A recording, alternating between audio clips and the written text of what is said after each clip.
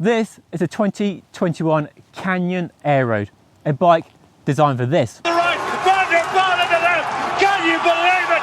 Now luckily, you don't need a pro contract or very deep pockets to afford this bike here. The Aeroad CF SL8 is one of the more affordable models in the company's aero road bike lineup, with this model featuring a Shimano Ultegra mechanical disc brake group set and very flash deep section Reynolds carbon wheels. So is it a bike to upgrade to in 2021?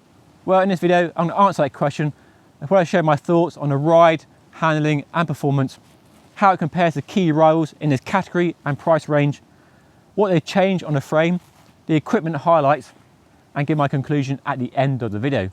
So let's dive in.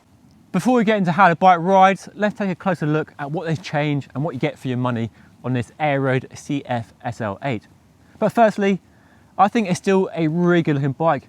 Despite its age, and it has been around for quite a few years now, and the new bike isn't a radical update, it's still a really good looking bike to my eyes at least. It's sharp, clean, understated. For me, aero bikes just look mean and purposeful and built for speed, and it's one of the nicest looking aero bikes in this category in my mind. And if you think this paint job is a bit drab, then there is a nice blue available on their website as well, so you get two colour options, which is a nice detail on this bike. But the changes over the previous bike are quite subtle, and you really have to squint to see where they have changed the bike over the old bike. Now, generally speaking, they've improved the aerodynamics by deepening all the tube profiles. So much fatter down tube, much deeper seat tube, which still hugs the rear wheel, a much fatter seat post as well, and much fatter rear stays. And the improvements are about 4 to 5 watts, depending on water bottles and a rider on the bike. So small improvements, yes, but I think it really shows how far aero bikes have come in the last 10 years, that big improvements probably aren't there without some sort of rule change, and are really nibbling away at the edge of what's possible with this sort of frame design. But they've made it more aero as well by working with Swisside, a Swiss aero specialist. And it still retains the appearance of the previous bike, which is a good thing because, like I said earlier, it's a good looking bike.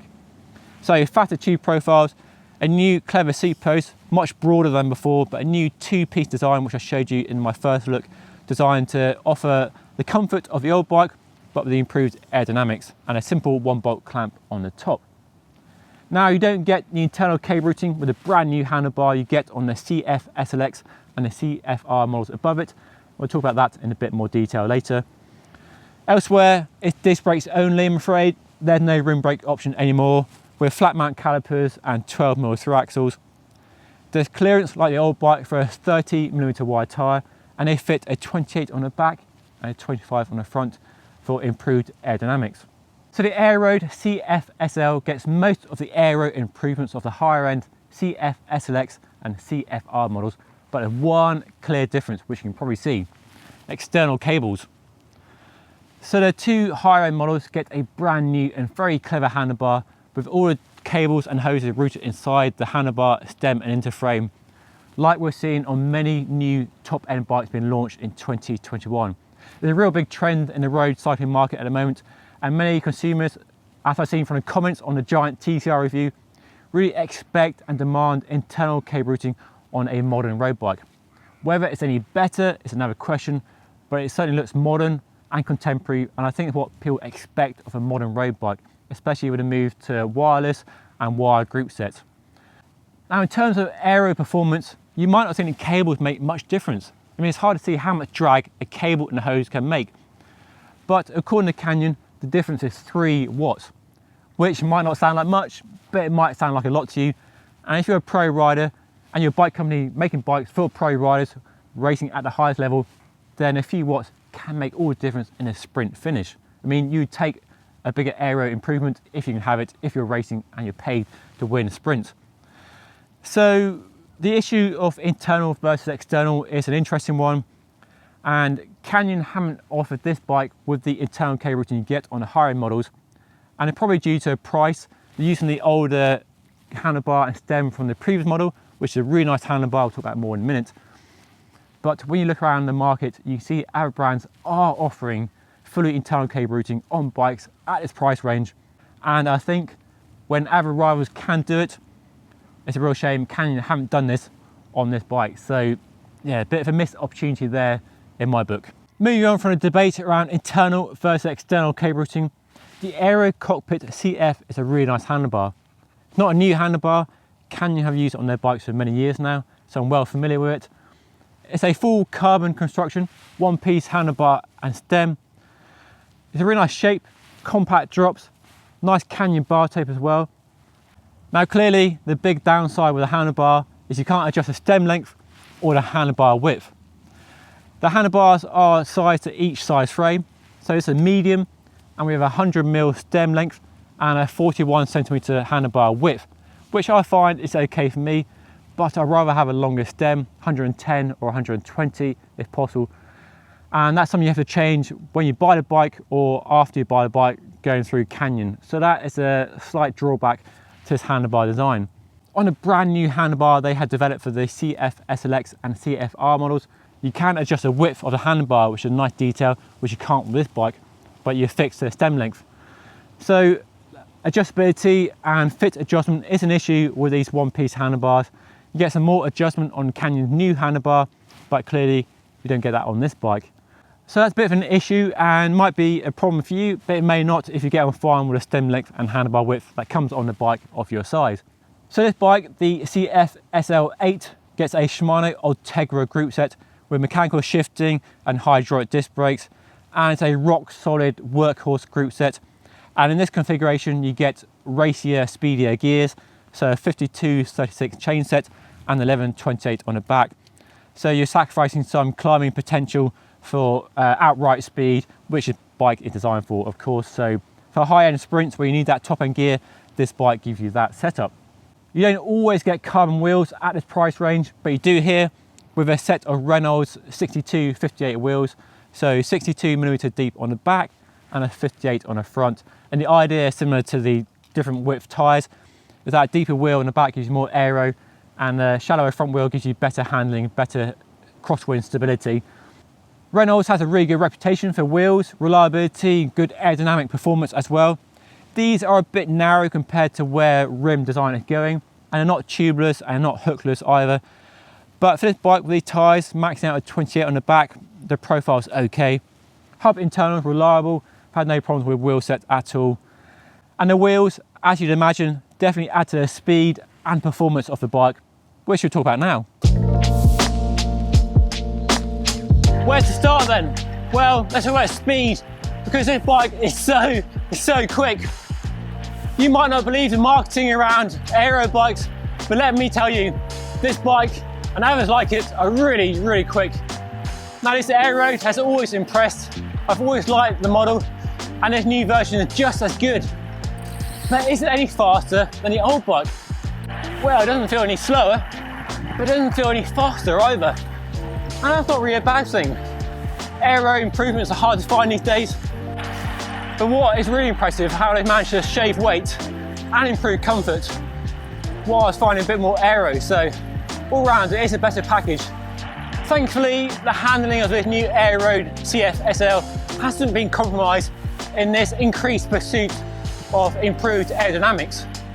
It's still just as good as the old bike, fantastic handling, easily one of the best in class, and it's just as good as the Ultimate, which is a really good handling bike.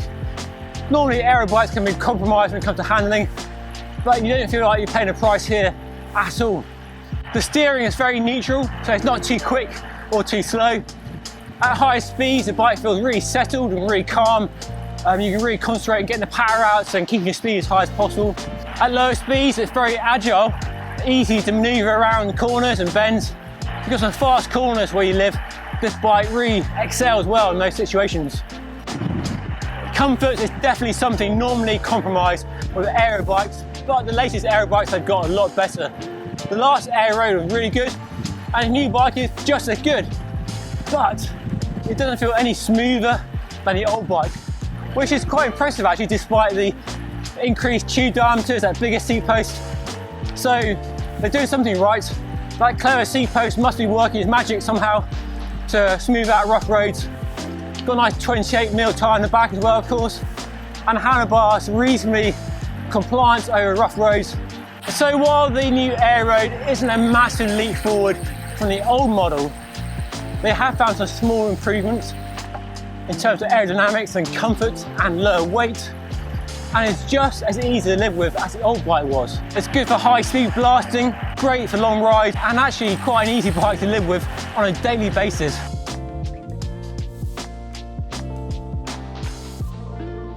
Okay, let's talk about rivals and other bikes you might consider if you're in the market for the Aeroad CF SL8. Now, all bike manufacturers claim the aero bike is the fastest, right? But outside of the wind tunnel, this bike is easily as quick, as fast as most other key aero bikes that I've yet tested. But when it comes to value, that was always Canyon's trump card. But is that still the case in 2021? The Trek Madone SL6 here costs £4,600 with a similar spec, but no aero handlebar or stem. Madone with its ISO-speed decoupler does take the comfort award though. The Scott Foil 30 is a really good option, undercutting the Canyon Aeroad CF SL8, costing £3,600 with a full aero handlebar with internal cable routing. However, the downside on this bike is you only get shallow alloy wheels. The giant Propel Advanced 1 disc is, on paper at least, one of the most appealing alternatives to the Canyon Aeroad. This model costs £3,299 with a full carbon frame and fork, the same Shimano Ultegra mechanical disc brake group set, but a full aero carbon handlebar and stem with fully internal cable routing. So a really impressive bike for less money than the Canyon Aeroad here. In the past, the Aeroad CF SL was an easy bike to recommend. Great speed, performance, handling and good comfort, and for me, a bike I would choose over the Ultimate unless you're a weight weenie. But in 2021, it's not such an easy bike to recommend. The price has gone up, so the value proposition isn't there like it used to be, and rival brands are offering smarter cable routing at the front end, which makes this bike look a bit dated. So if you're upgrading from the previous bike, or you're in the market for a new aero bike for the first time, I think other rival brands are offering more appealing packages.